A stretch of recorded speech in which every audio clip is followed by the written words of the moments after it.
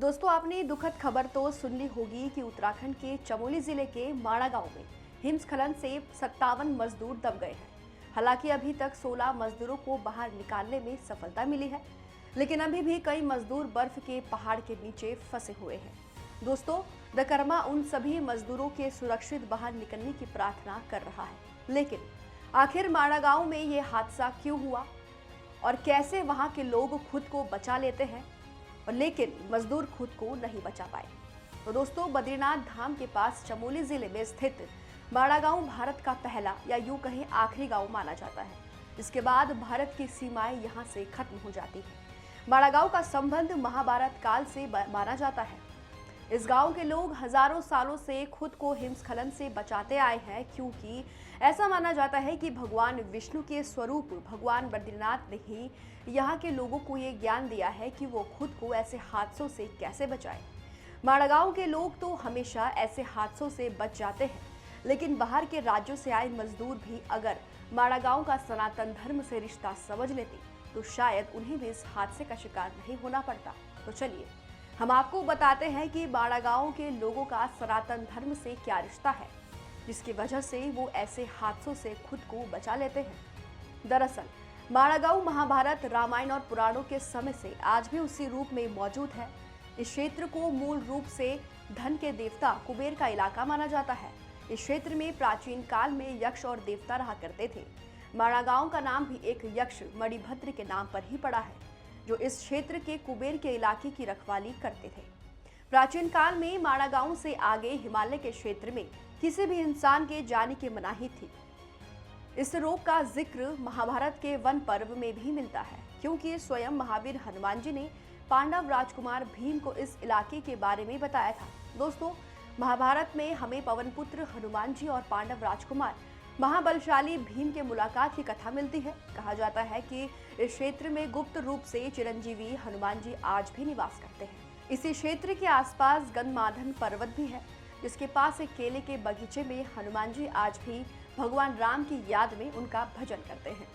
महाभारत की कथा के अनुसार जब पांडव और द्रौपदी वनवास के दौरान माणा गांव के इलाके के आसपास घूम रहे थे, तो अचानक हवा में उड़ता हुआ एक नीलकमल द्रौपदी के पास आ गिरा। द्रौपदी ने भीम को ऐसे ही और फूल लाने का आग्रह किया, तो भीमसेन उस फूल की तलाश में इस इलाके में पहुंच गए और यहीं पर हनुमान जी ने भीम का रास्ता रोक दिया और उनसे कहा कि इसके आगे इंसानों का आना जाना मना है, क्योंकि इस क्षेत्र यानी चमोली के आगे से ही स्वर्ग जाने का रास्ता शुरू होता है। इस इलाके के आसपास ही कुबेर की राजधानी अलकापुरी है, जिसकी रक्षा स्वयं यक्ष और राक्षस करते हैं। भीम ने जब हनुमान जी को नहीं पहचाना और जबरन वो आगे बढ़ने लगे, तो हनुमान जी ने उनसे अपनी पूंछ को हटाकर रास्ता बनाकर आगे जाने को कहा। लेकिन भीमसेन जब हनुमान जी की पूंछ भी नहीं हिला पाए, तो उन्हें एहसास हुआ कि हो न हो ये वानर साक्षात हनुमान जी ही है। तब उन्होंने हनुमान जी से माफी मांगी और इसके बाद हनुमान जी ने उन्हें वो कमल लाने के लिए थोड़ा आगे जाने की इजाजत दे दी। इसके बाद जब भीमसेन माणा गांव के पास पहुंचे, तो वहां उनका युद्ध कुबेर के सेनापति मणिभद्र से हुआ, जो माणा के ही इलाके में रहते थे। भीम और मणिभद्र के बीच भयंकर युद्ध हुआ और बाद में युधिष्ठिर और कुबेर के वजह से यह युद्ध समाप्त हुआ। इन्हीं मणिभद्र यक्ष के नाम पर माणा गांव का ये नाम पड़ा है। महाभारत में माणा गांव की चर्चा सिर्फ यहीं तक सीमित नहीं रहती। जब महाभारत युद्ध के बाद 36 सालों तक युधिष्ठिर ने हस्तिनापुर पर शासन किया और उन्हें श्री कृष्ण के वैकुंठ वापस जाने की खबर मिली और यदुवंश के विनाश की खबर से वो दुखी हो गए थे, तब पांडवों ने राजपाट त्याग कर द्रौपदी के साथ स्वर्ग जाने की यात्रा शुरू की थी। दोस्तों, ये यात्रा भी माणा गांव के पास से होकर गुजरती है। यहाँ पर एक बड़ा सा पत्थर आज भी मौजूद है, जिसे भीमशिला कहा जाता है। दोस्तों, ये भीमशिला सिर्फ एक पत्थर ही नहीं है, बल्कि ये एक पुल है जो सरस्वती नदी पर स्थित है। महाभारत के अनुसार भीमसेन ने इस पत्थर को सरस्वती नदी के ऊपर रखा था, ताकि पांडव और द्रौपदी इस नदी को पार कर स्वर्ग की यात्रा पर आगे बढ़ सके। दोस्तों, माणा गांव का इतिहास ऐसे ही सनातन धर्म से सबसे महत्वपूर्ण नहीं माना जाता। यहीं पर भगवान गणेश जी ने वेदव्यास जी के आग्रह पर महाभारत लिखा था। माणा गांव में ही वेदव्यास जी की वो गुफा भी है, जहां रहकर उन्होंने चारों वेदों, महाभारत और 18 पुराणों की रचना की थी। यही नहीं, माणा गांव के आसपास का इलाका भगवान विष्णु के बद्रीनाथ धाम की वजह से भी संसार में मशहूर है। महाभारत और पुराणों में दी गई कथाओं के अनुसार माणा गांव के आसपास ही भगवान विष्णु ने नर और नारायण के रूप में अवतार लेकर इसी इलाके में संसार के कल्याण के लिए तपस्या की थी और आज भी नर और नारायण के स्वरूप में वो दो पहाड़ के रूप से यहाँ तपस्या कर रहे हैं। यहीं पर मां लक्ष्मी ने बद्री यानी बेर का पेड़ बनकर और नारायण की बर्फ में रक्षा की थी। इस वजह से इस क्षेत्र को बद्रीनाथ धाम भी कहा जाने लगा। यही नहीं दोस्तों, माणा गांव आज भी इतना पवित्र है कि इस इलाके का संबंध वेदों से भी जोड़ा जाता है। वेदों और पुराणों की कथाओं के अनुसार माणा गांव में ही सबसे पहली बार ज्ञान की देवी सरस्वती एक नदी के रूप में प्रकट हुई थी। महाकुंभ में जब आप गए होंगे तो आपने सिर्फ गंगा और यमुना के संगम में ही स्नान किया होगा, बल्कि माणा गांव से निकली और अब पृथ्वी के अंदर ही बहने वाली सरस्वती नदी में भी स्नान किया होगा, क्योंकि प्रयागराज में महाकुंभ में जिस संगत तट पर आपने स्नान किया है वो सिर्फ गंगा और यमुना ही नहीं बल्कि वही तीसरी नदी सरस्वती का भी संगम होता है। दोस्तों, माणा गांव और बद्रीनाथ धाम के इलाके में तो भगवान कृष्ण ने भी 12 वर्षों तक रहकर भगवान शिव की तपस्या की थी। यही नहीं, भगवान शिव और मां पार्वती ने भगवान श्री कृष्ण को दर्शन भी दिए थे। भगवान शिव ने उन्हें पुत्र होने का वरदान भी दिया था।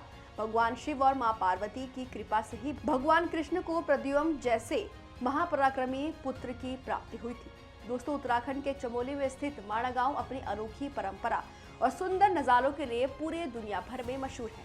माणा गांव जमीन से करीब 3219 मीटर की ऊंचाई में स्थित है। इस गांव के बारे में पहले कम लोग जानते थे, लेकिन अब जब से इस गांव को उत्तराखंड के सीएम पुष्कर सिंह धामी ने दुनिया का पहला गांव घोषित किया है, तब से ही इस गांव के चर्चे दुनिया भर में होने लगे और हर कोई गांव में जाकर इस अनोखी परंपरा को देख हैरान होने लगा। जहां पूरा देश 26 जनवरी को गणतंत्र दिवस मनाता है, तो वहीं यहाँ के लोग गणतंत्र दिवस को नहीं मनाते, क्योंकि इनका अपना एक अलग कानून और संविधान है। इस गांव में देश का कोई कानून नहीं चलता। इस गांव का अपना संविधान है। यहाँ के लोग खुद का ही चुनाव कर सदन के सदस्यों को चुनते हैं। यहाँ के लोग खुद के बनाए गए संविधान और कानून के दायरे में आते हैं। कहते हैं जो लोग इस गाँव में घूमने और गाँव की सुंदरता देखने आता है, उसको किसी भी चीज को छूने की अनुमति नहीं दी जाती। अगर कोई व्यक्ति गांव की किसी भी चीज को छूता है तो उसे जुर्माना तक भरना पड़ता है। यही नहीं, अगर व्यक्ति ने गांव के किसी मकान, दुकान या फिर किसी भी इंसान को छू लिया तो इसको एक अशुभ माना जाता है। यहाँ के लोग अपने गांव को बहुत साफ सुथरा रखते हैं। इस गांव को 2019 में सबसे साफ गांव का दर्जा भी दिया गया था। कहते हैं ये भारत का एकमात्र ऐसा गांव है जो धरती पर मौजूद सभी धामों से सबसे पवित्र है और इस गांव को आज भी शाप मुक्त और पाप मुक्त माना जाता है। इस गांव को भगवान शिव से आशीर्वाद मिला है कि जो भी व्यक्ति इस गांव में आएगा उसकी गरीबी हमेशा के लिए दूर हो जाएगी। इसी वजह से यहाँ हमेशा लाखों लोग घूमने के लिए आते हैं और गांव की सुंदरता का मजा भी लेते हैं। माणा गांव में करीब 400 से 500 लोग रहते हैं और लगभग 60 और 70 घर हैं। ज्यादातर घर 2 मंजिलों पर बने हुए हैं और इन्हें बनाने में लकड़ी का ज्यादा इस्तेमाल नहीं किया गया। इन घरों की खूबी यह है कि इस तरह के मकान भूकंप के झटकों को आसानी से झेल लेती है। लेकिन आखिर क्यों यहाँ के लोग किसी भी प्राकृतिक हादसे का शिकार नहीं होते, चलिए ये भी जान लेते हैं। जैसे कि आपको बताया कि इस गांव का रिश्ता भगवान बद्रीनाथ से जुड़ा हुआ है। जैसे ही बद्रीनाथ धाम के कपाट बंद होते हैं, वैसे ही गाँव के लोग अपना गाँव छोड़कर निचले इलाके में आ जाते हैं और जैसे ही भगवान बद्रीनाथ के कपाट खुलते हैं, वो वापस अपने गाँव में आ जाते हैं। जब तक भगवान बद्रीनाथ के कपाट बंद रहते हैं, इस गांव में एक एक बच्चा भी नजर नहीं आता। लेकिन शायद इस परंपरा के बारे में बाहर से आए मजदूरों को कोई जानकारी नहीं थी, इसलिए वो इस दुखद हादसे के शिकार हो गए। लेकिन हमारी प्रार्थना है कि भगवान बद्रीनाथ इन सभी मजदूरों को सुरक्षित बाहर निकाले और आपसे भी उम्मीद है कि आप सारी दुनिया को माणा गांव और बद्रीनाथ धाम से जुड़े इस वीडियो के बारे में बताएं। आपसे रिक्वेस्ट है कि आप हमारे इस वीडियो को लाइक करें और ज़्यादा से ज़्यादा लोगों को शेयर करें।